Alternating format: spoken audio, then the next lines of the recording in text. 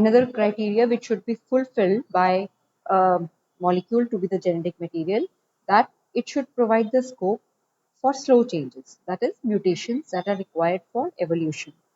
We have studied about mutations in the previous chapter of principles of inheritance and variations. For example, there is a change of single base pair point mutation हमने पढ़ा था, right? You remember, in case of sickle cell anemia. Similarly, there may be addition, deletion of a part of DNA.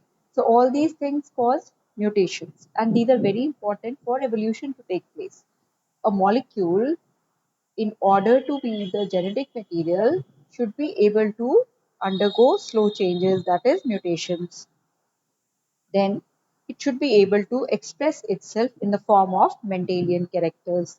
For example, we studied about Mendel's characteristics, tall and dwarf plants. DNA synthesizes proteins with the help of RNA. Only then it is able to express itself. How? For example, the tall plants they synthesize sufficient amount of growth hormone, and hormone is a protein which is synthesized by DNA.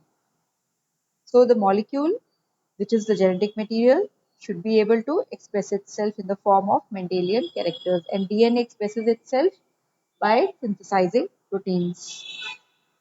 Now let us take up these four features one by one and see whether the organisms are, which of the molecules are more suitable to be the genetic material. Number one, we studied that the molecule should be able to replicate itself, isn't it?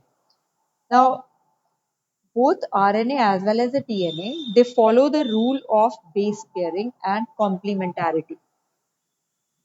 DNA में भी अगर एक strand में nitrogen bases present हैं, adenine, suppose the nitrogen bases present in one of the strands in DNA are adenine, cytosine, thymine. So these will pair with complementary bases. Adenine with thymine, cytosine with guanine, and thymine with adenine.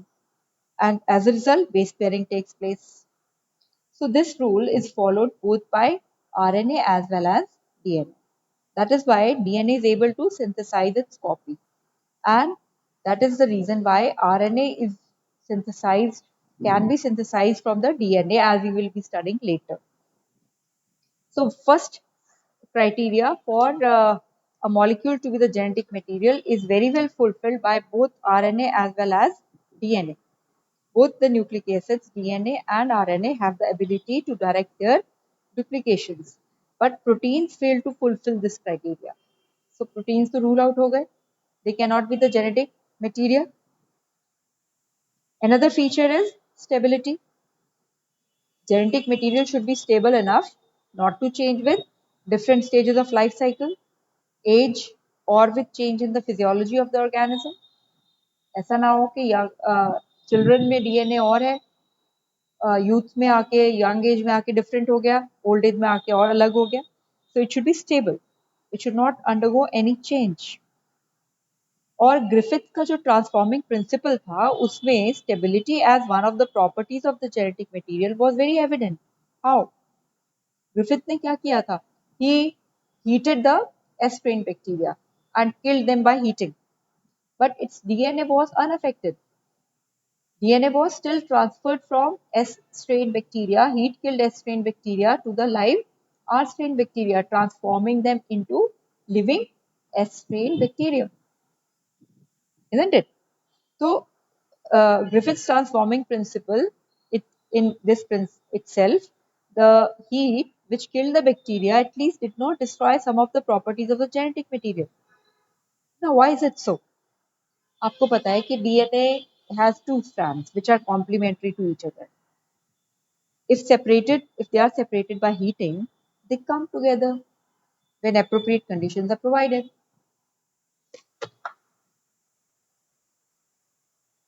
So even if these two strands separate on heating, अगर ये heating की वजह से किसी वजह से separate हो भी जाते हैं, then they will again come together when appropriate conditions are provided.